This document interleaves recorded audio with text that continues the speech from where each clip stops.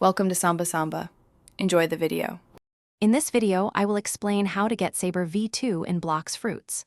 First, ensure you already possess the original Saber sword, which is a prerequisite for this powerful upgrade. Saber V2 offers significantly improved stats and new moves, making it a valuable asset for any player.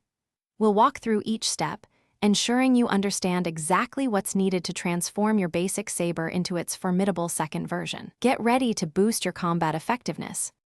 To start your journey towards Saber V2, you'll need to be at least level 200. This ensures you're strong enough to face the challenges ahead. A crucial item is the Fist of Darkness, which drops from the formidable Darkbeard boss. You'll also need a substantial amount of Bali, specifically 10 million, to cover the upgrade costs. Make sure you've saved up before attempting this. With your Fist of Darkness in hand, head to the Dark Arena. Place the Fist of Darkness on the pedestal there to summon the Saber Expert.